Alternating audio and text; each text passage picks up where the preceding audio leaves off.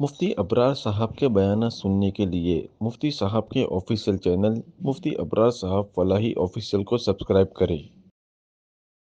اعوذ باللہ من الشیطان الرجیم بسم اللہ الرحمن الرحیم اقم الصلاة لدلوک الشمس الى غسق الليل وقرآن الفجر ان قرآن الفجر كان مشهودا ومن الليل فتهجد به نافلة لك عسى أن يبعثك ربك مقاما محمودا صدق الله العظيم۔ اے محمد صلی اللہ علیہ وسلم، آپ نماز کو قائم کیجئے سورج کے ڈھلنے کے بعد سے لے کر رات کی سخت تاریکی تک، اور فجر کے وقت قرآن کی تلاوت کیجیے۔ بے شک فجر کے وقت قرآن کا پڑھنا فرشتوں کی حاضری کا وقت ہے، اور رات کے کچھ حصے میں تہجد کو قائم کیجیے۔ یہ آپ کے لیے بطور نفل کے ہیں۔ امید ہے کہ آپ کا پروردگار، آپ کا رب آپ کو اس مقام محمود تک پہنچا دے۔ یہ سورہ بنی اسرائیل کی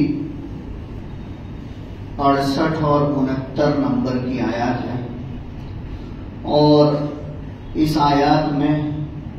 اللہ تبارک و تعالی نے سب سے پہلے جناب نبی کریم صلی اللہ علیہ وسلم کو نماز کا حکم دیا ہے، اور آپ ہی کے واسطے سے پوری امت کو نماز کا حکم دیا ہے۔ ما قبل کے ساتھ اس کا تعلق اور ربط یہ ہے کہ اوپر اللہ تبارک و تعالی نے مشرکین مکہ کی تکلیفوں کو، ان کی عداوت اور دشمنیوں کو ذکر کیا تھا کہ مشرکین مکہ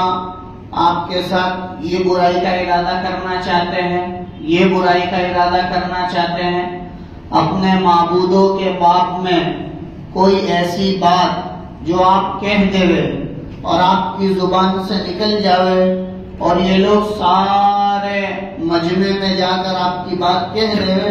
ایسا کہلوانا چاہتے ہیں۔ جیسا کہ اوپر کے پورے رکوع میں اس بات کو ذکر کیا،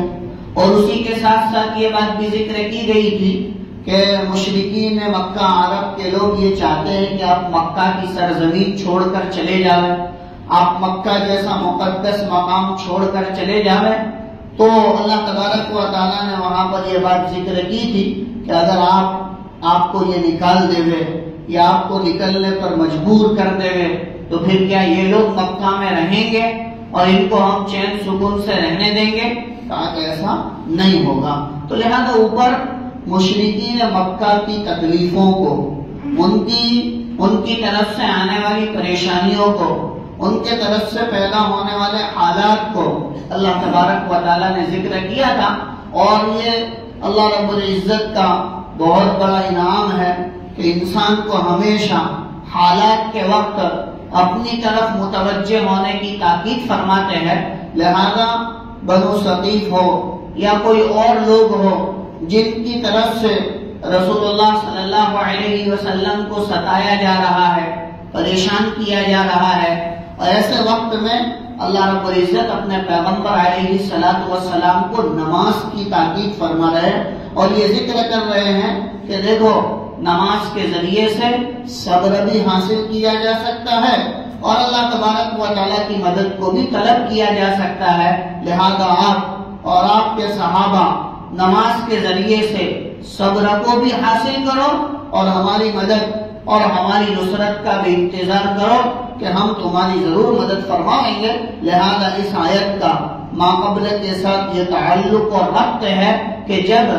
اللہ تبارک و تعالیٰ کی طرف سے حالات یا مصیبت انسان پر آوے تو رسول اللہ صلی اللہ علیہ وسلم کو جب اس کی تاکید کی گئی ہے کہ وہ نمازوں کا اہتمام کریں یا نماز کے پڑھنے کی تاکید کریں، تو لہٰذا امت کو بھی یہ چاہیے کہ جب حالات ہو، مصیبت ہو، احوال متغیر ہو، ایسے وقت میں ایمان والوں کو اللہ تبارک و تعالیٰ کی طرف رجوع کرنا چاہیے۔ یہاں پر اللہ رب العزت نے فرض نمازوں کو بھی ذکر کیا ہے اور نفل یعنی تہجد کو بھی ذکر کیا ہے۔ ان دونوں کو ذکر کر کے یہ بتلانا چاہتے ہیں کہ اللہ رب العزت کی مدد اور نصرت فرض نمازوں کے ساتھ ساتھ نوافل کے اہتمام کے بعد آتی ہے۔ لہذا ایمان والے کو چاہیے کہ اللہ تبارک و تعالیٰ کے فرائض کو ادا کرنے کے ساتھ نوافل کی ادائیگی کی بھی کوشش کرے۔ لہذا اللہ رب العزت فرماتے ہیں اقیم الصلاۃ، آپ نماز کو قائم کیے۔ براہ راست اللہ تبارک و تعالیٰ اپنے پیغمبر علیہ الصلوۃ والسلام کو خطاب کرتے ہیں، اس لیے کہ قرآن آپ پر اتارا گیا ہے اور اللہ تبارک و تعالیٰ نے قرآن کریم کی آیات رسول اللہ صلی اللہ علیہ وسلم پر براہ راست اتاری ہے۔ لہذا فرمایا اقیم الصلاۃ لدلوک الشمس الی غسق اللیل، آپ نماز کو قائم کیجئے سورج کے ڈھلنے کے وقت سے لے کر رات کی سخت تاریکی تک، الی غسق اللیل کہ رات کی سخت تاریکی۔ دلوک الشمس سورج کے ڈھلنے کو کہتے ہیں کہ سورج جب ڈھل جاوے، مراد اس سے ظہر کی نماز ہے کہ سورج کے ڈھلنے کے بعد، جس کو ہم زوال کہتے ہیں، تاکہ زوال کے بعد ظہر کی نماز پڑھی جاتی ہے۔ لہذا اللہ تبارک و تعالیٰ نے ظہر سے لے کر عشاء تک کی نمازوں کو اس آیت میں ذکر کیا کہ دلوک شمس سے الی غسق اللیل، رات کی سخت تاریکی، اور سخت تاریکی عشاء کی نماز میں ہوتی ہے۔ اور یہاں پر جو بات ذکر کی گئی ہے کہ آفتاب کے ڈھلنے سے لے کر رات کی سخت تاریکی تک آپ نماز کو قائم کیجئے، تو لہذا ایک نماز اتنی لمبی نہیں ہوگی کہ دلوک شمس یعنی سورج کے ڈھلنے کے بعد، زوال کے بعد سے لے کر رات کی تاریکی تک ایک ہی نماز باقی رہے۔ اس وجہ سے حضرت عبداللہ ابن عباس اور حضرات صحابہ کرام رضی اللہ عنہم کی ایک بہت بڑی جماعت اس سے یہی 4 نمازوں کو مراد دیتی ہے کہ ظہر، عصر، مغرب، عشاء، یہ 4 نمازوں کی اس میں تاکید کی گئی ہے۔ اور آگے فجر کی نماز کو اللہ تبارک و تعالیٰ نے علیحدہ طور پر ذکر کیا اور فرمایا کہ وہ قرآن الفجر، اور فجر کے وقت قرآن کریم کی تلاوت کیجیے۔ ان قرآن الفجر کان مشہودا، بے شک فجر کے وقت قرآن کا پڑھنا فرشتوں کی حاضری کا وقت ہے۔ اللہ رب العزت نے 4 نمازوں کو تو ایک ساتھ ذکر کر دیا، دلوک شمس، زوال سے لے کر غسق اللیل، رات کی سخت تاریکی تک نماز کو قائم کیجئے۔ اس میں ظہر آ گئی، عصر، مغرب، عشاء، یہ 4 آ گئی، اور فجر کو علیحدہ ذکر کیا، فجر کو ساتھ میں نہیں کہا۔ وہ قرآن الفجر، حضرات علماء مفسرین نقل کرتے ہیں کہ فجر کو علیحدہ ذکر کرنے کی وجہ یہ ہے کہ فجر اللہ تبارک و تعالیٰ کے یہاں نمازوں میں سب سے اہم ہے، نمازوں میں سب سے اہم ہے، اور فرشتوں کی حاضری کا وقت ہے کہ فرشتے حاضر ہوتے ہیں۔ جیسا کہ ہم نے سنا کہ جو فرشتے رات کی عبادتوں کی طرف مامور ہے یا رات کے کام کاج کی طرف مامور ہے، وہ فجر کی نماز کے بعد چلے جاتے ہیں، اور جو فجر کی نماز کے بعد آنے والے ہیں وہ فجر کی نماز میں آ جاتے ہیں، لہذا عصر تک رکتے ہیں، اور دونوں فرشتوں کا اجتماع ہوتا ہے فجر میں اور ایک عصر میں، کہ فجر والے جو ہے وہ عصر تک رکتے ہیں اور عصر والے دوسرے دن فجر تک رکتے ہیں، تو لہذا یہ دونوں فرشتے وہاں پر جمع ہوتے ہیں، دونوں کے جمع ہونے کا وقت ہے۔ اور ترمذی شریف وغیرہ کی روایت کے اندر نقل کیا ہے کہ جب یہ فرشتے آسمانوں کی طرف جاتے ہیں تو اللہ تبارک و تعالیٰ سب کچھ جاننے کے باوجود پوچھتے ہیں کہ میرے بندوں کو کس حالت میں چھوڑ کر آئے، میرے بندوں کو کس حالت میں چھوڑ کر آئے ہو۔ تو اب آدمی اگر نمازی ہوگا، عبادت گزار ہوگا، اللہ تبارک و تعالیٰ کے حکموں پر چلنے والا ہوگا، تو سیدھی بات ہے کہ وہ ان دونوں اوقات کے اندر یا تو نماز میں مشغول ہوگا یا ذکر میں مشغول ہوگا۔ تو لہذا فرشتے اللہ تبارک و تعالیٰ کے نیک بندوں کے باب میں یوں فرماتے ہیں کہ اللہ ہم جس وقت گئے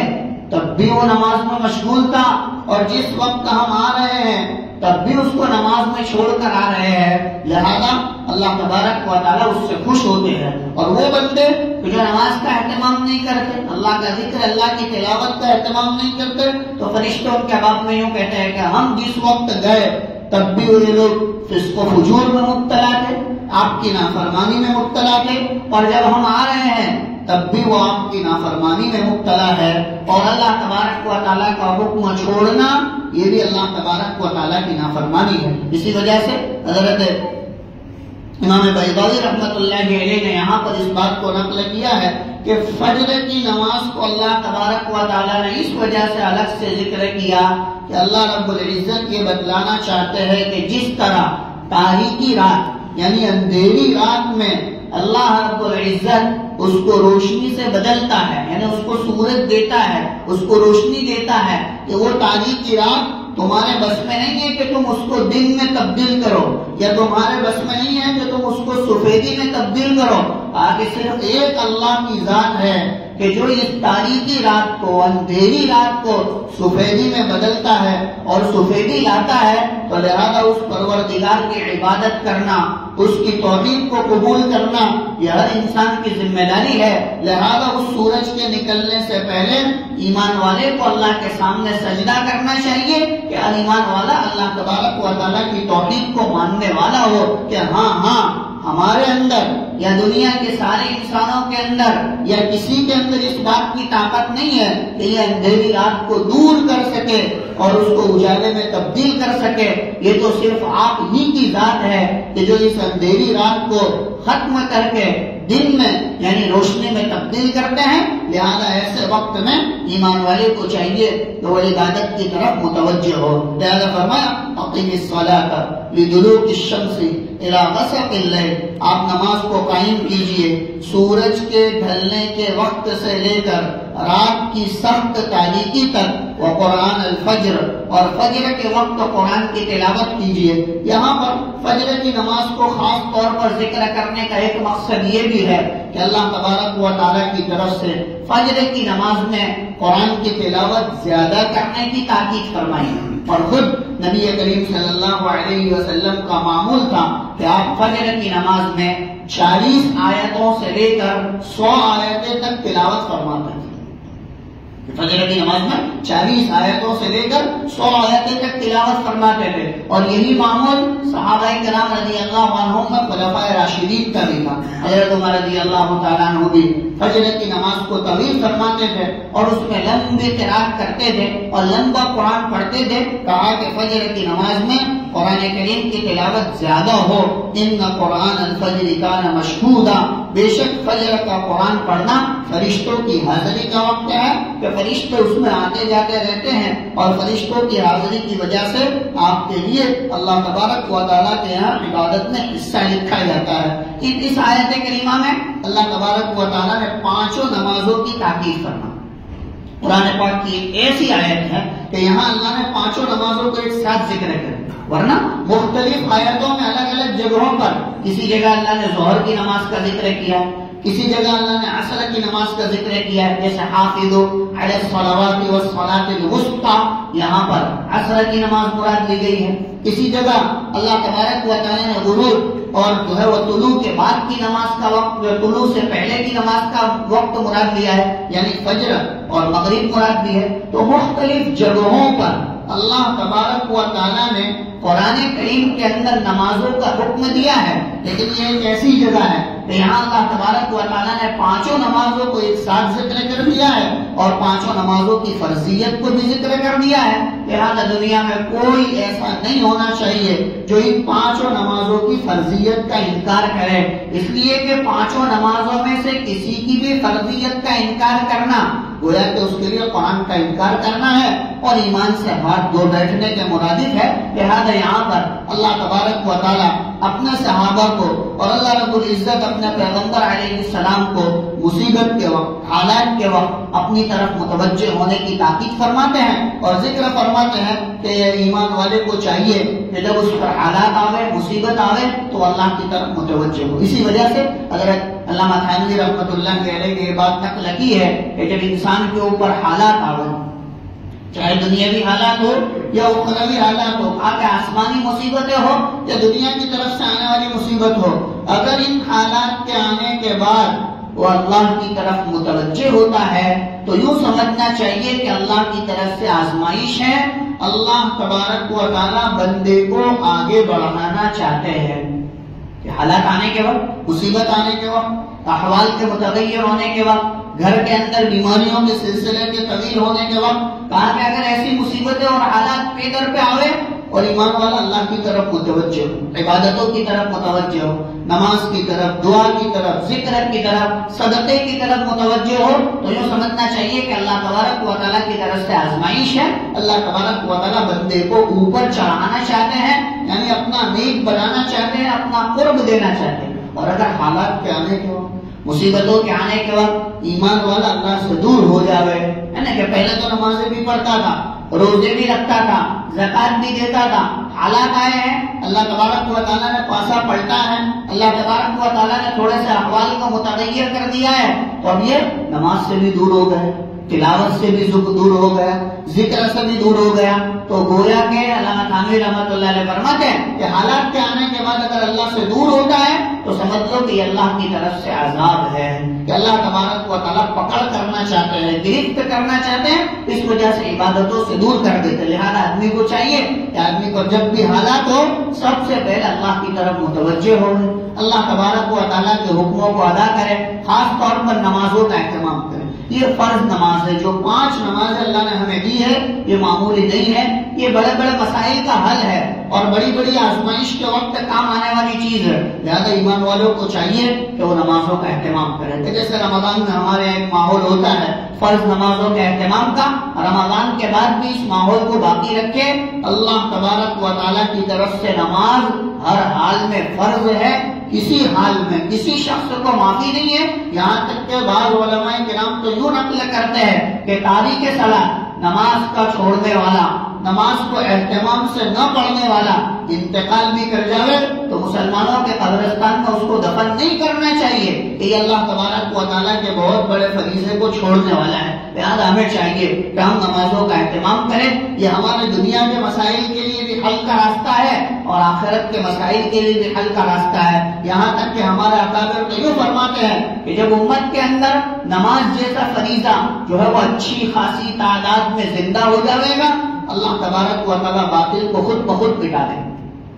کہ باطل جو ہمارے سامنے آنکھ اٹھا کر دیکھ رہا ہے، امت کے حالات ہمارے سامنے ہیں، کہا کہ یہ فرائض کے اہتمام سے خود بخود جو ہے وہ ختم ہو جائے۔ اور دیکھ لے گا رمضان کے علاوہ میں فجر کی نماز کے اندر ہمارے یہاں کتنا مجمع ہوتا ہے، ہماری مسجدوں کا جائزہ لے لو، ہمارے علاقوں کا جائزہ لے لو، تو وہ علاقے جو مسلمانوں کی آبادیوں سے بھرے ہوئے ہیں، کہ جہاں لاکھوں کی تعداد میں مسلمان موجود ہیں، فجر کی نماز میں ہم دیکھ لے کتنا مجمع ہوتا ہے۔ کہا کہ یہ اللہ تبارک و تعالیٰ کا فریضہ ہے، اس کا اہتمام ہماری زندگیوں کے اندر ہے۔ جیسا کہ ہم نے اس سے پہلے والی جو آیت پڑھی اس میں قبیلہ بنو ثقیف کے لوگ، طائف کے لوگ جو رسول اللہ صلی اللہ علیہ وسلم کے پاس آئے تھے اور اپنی باتیں جو منوانا چاہتے تھے، اس میں سے ایک بات یہ تھی کہ ہم نماز نہیں پڑھیں گے،